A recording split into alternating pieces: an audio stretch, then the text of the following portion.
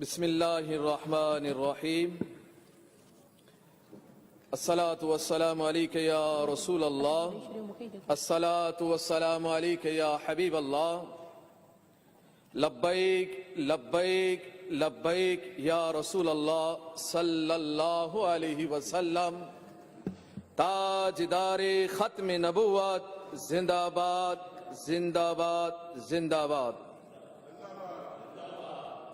آج اس ایوان کے اندر جو میں قرارداد پیش کر رہا ہوں، سندھ اسمبلی کے اس ایوان میں وفاقی حکومت کے انتقامی سیاست کے رویے اور اپوزیشن جماعتوں کے ساتھ آمریت کا رویہ رکھنے کی ہم سخت مذمت کرتے ہیں۔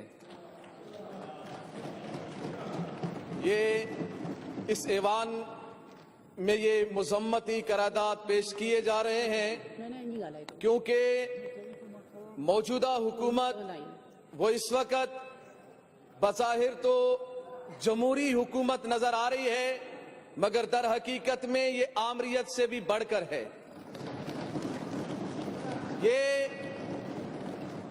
اور اس آمری حکومت نے آئین کی دھجیاں اڑا دی ہے، پاکستان کے آئین کی دھجیاں اڑا دی ہیں۔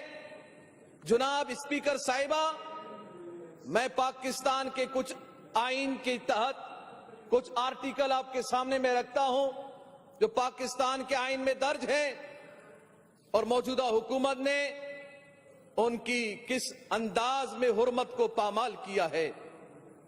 پاکستان کے آئین آرٹیکل 8 میں یہ واضح الفاظوں میں لکھا ہوا ہے کہ ایسا کوئی بھی قانون جو بنیادی انسانی حقوق کے متصادم ہو وہ کالعدم ہے۔ اور ہماری اس وفاقی حکومت نے جس انداز میں بنیادی انسانی حقوق کو پامال کیا ہے، 3 MPO کے تحت، جو کہ اس آرٹیکل 8 کے تحت یہ کالعدم ہے۔ 3 MPO آرٹیکل 8 کے تحت یہ بالکل کالعدم قانون ہے۔ کالعدم قانون کا سہارا لے کر حکومت نے لبیک والوں پر وار کیا، قائدین پر وار کیا۔ یہ کالعدم کیوں ہے؟ یہ انسانی حقوق کے متصادم ہے، اس لیے کہ اس کو چاہو جب چاہو اپنے سیاسی انتقام کے لیے استعمال کرو، جب چاہو جس وقت چاہو اس کو نظر بند کرو بغیر جرم بتائے۔ اس لیے آرٹیکل 8 کے تحت یہ کالعدم ہے۔ اسپیکر صاحبہ، آئین کا آرٹیکل نمبر 10 جو ہمیں یہ بتاتا ہے کہ جب بھی کسی بھی کوئی شخص کو اس کا جرم بتائے بغیر اس کی گرفتاری نہیں ہو سکتی، اس کو حراست میں نہیں لیا جا سکتا۔ یہ آرٹیکل 8 ہے۔ آرٹیکل 10 ہے۔ آرٹیکل نمبر 10 پاکستان کا آئین ہمیں بتاتا ہے کہ کسی بھی پاکستانی کو اس کا جرم بتائے بغیر اس کو گرفتار نہیں کیا جا سکتا، اس کو حراست میں نہیں رکھا جا سکتا۔ ان 2 آرٹیکلوں کی بنا پر MPO 3 یہ متصادم ہے انسانی حقوق کے، اور یہ کالعدم قانون ہے۔ اور کالعدم قانون کا سہارا لے کر حکومت لبیک والوں پر وار کرنا چاہتے ہیں اور یہ بتانا چاہتے ہیں کہ ہم ان کا نظریہ دبائیں گے۔ ان کو معلوم ہی نہیں ہے کہ یہ نظریہ عام نظریہ نہیں ہے، یہ کسی سیاسی جماعت کا نظریہ نہیں ہے۔ یہ نظریہ تو ہمیں ہمارے رسول اللہ نے دیا ہے، یہ نظریہ رب کا دیا ہوا ہے، عوام الناس کا دیا ہوا نظریہ قائم رہے نہ رہے، مگر محمد الرسول اللہ صلی اللہ علیہ وسلم کا دیا ہوا نظریہ قیامت تک قائم و باقی رہے گا انشاءاللہ العزیز۔ آرٹیکل نمبر 13 دیکھیے وفاقی حکومت نے کس انداز میں آئین کی حرمت کو پامال کیا ہے۔ آرٹیکل 13 ہمیں یہ بتاتا ہے کہ کسی بھی ایک شخص کو ایک ہی جرم میں دو قوانین کے تحت آپ گرفتار نہیں کر سکتے، اس کو سزا نہیں دے سکتے۔ مگر ہوا کیا ہے، ہمارے قائدین، کارکنان، عوام اہل سنت، مسلمانوں کو 3 MPO کے تحت بھی گرفتار کیا گیا اور ظلم در ظلم کہ ان پر FIR بھی کاٹی گئی۔ FIR جب آپ نے کاٹ دی تو پھر 3 MPO کے تحت گرفتار نہیں کر سکتے۔ 3 MPO کے تحت آپ نے گرفتار کیا تو پھر آپ FIR نہیں کاٹ سکتے، کیونکہ آرٹیکل 13 پاکستان کا یہ آئین ہمیں بتا رہا ہے کہ ایک شخص کو 2 قوانین کے تحت سزا نہیں دے سکتے۔ مگر آئین کے احترام کو پامال کیا گیا اور اس 3 MPO کا سہارا لیا گیا۔ اور اسپیکر صاحبہ، آرٹیکل نمبر 14 دیکھیے گا کس انداز میں اس کی حرمت کو پامال کیا گیا۔ آرٹیکل 14 ہمیں بتاتا ہے کہ ہر پاکستانی شخص کا حق ہے چادر اور 4 دیواری کی تحفظ، اس کے گھر کی حرمت لازمی ہے۔ مگر اس پاکستان، جمہوریہ پاکستان، اسلامی جمہوریہ پاکستان میں تحریک لبیک کے کارکنوں، قائدین، محبین، عوام اہل سنت، مسلمانوں کو کس انداز میں دبانے کی کوشش کی اور آئین کی دھجیاں اڑائی گئی۔ ہمیں آرٹیکل 14 کہتا ہے چادر اور 4 دیواری کی حفاظت کرو۔ ان ظالموں نے، اسپیکر صاحبہ آپ سنیں گے نا تو آپ کا دل بھی ہل جائے گا۔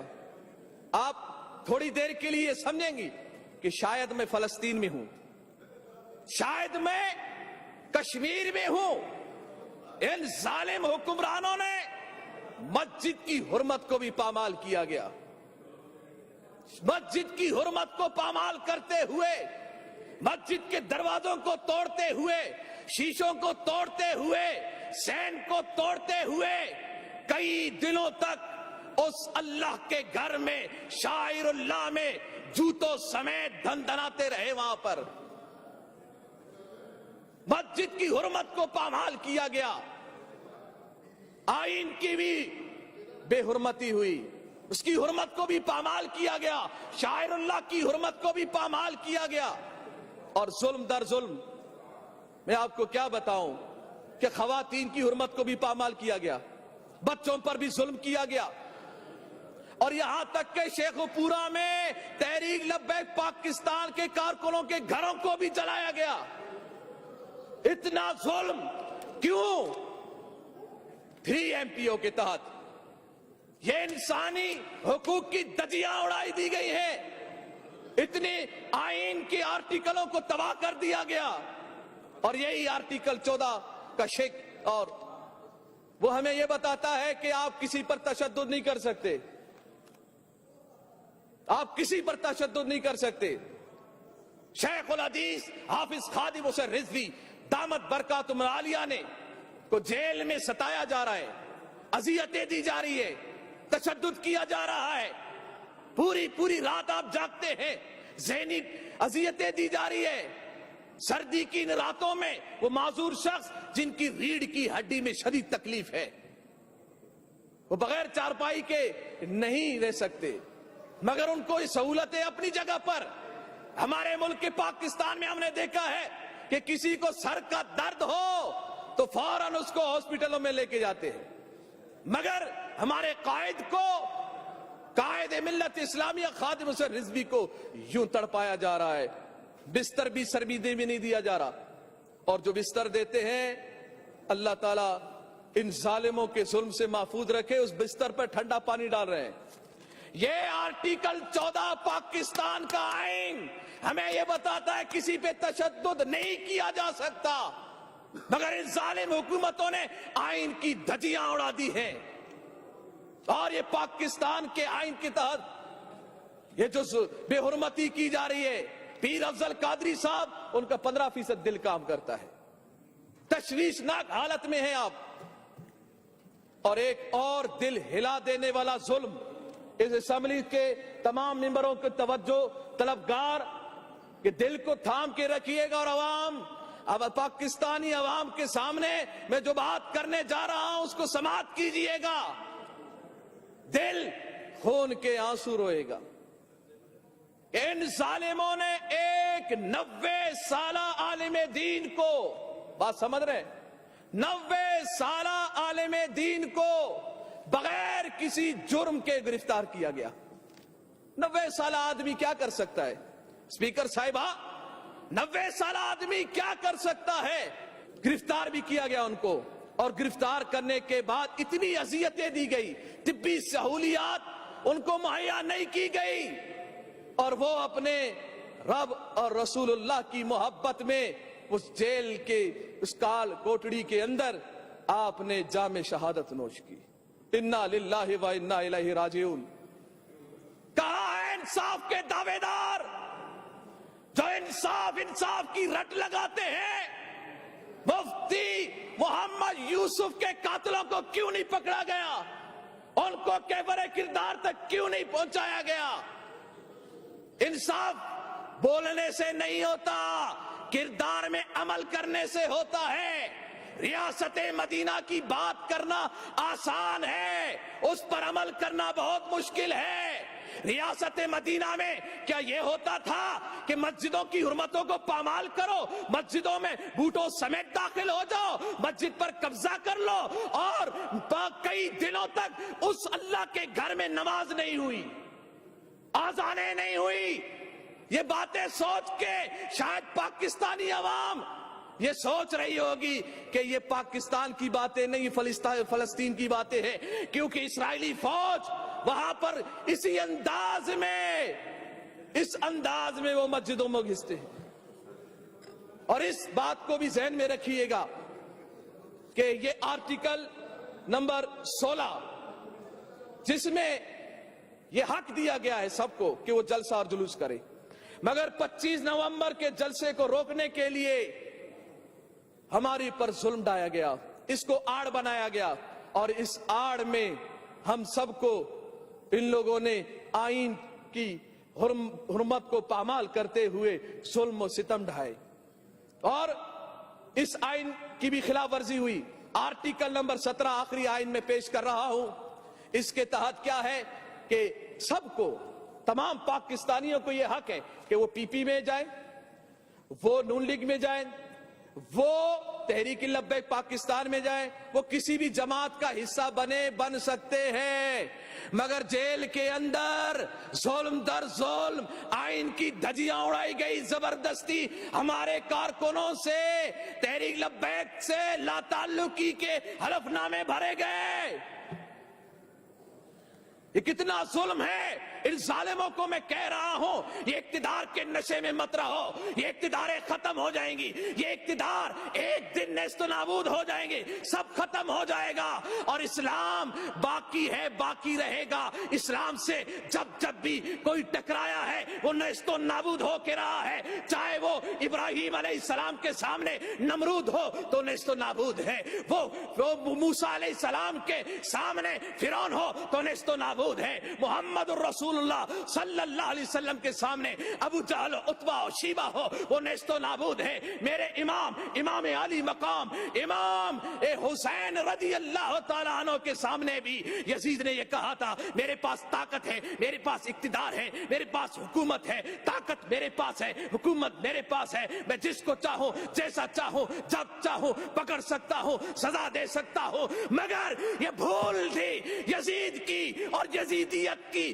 ریورس پر چلنے والی آج کی حکومت کی بھی یہ بھول ہے کہ تم اسلام کو دبا سکتے ہو۔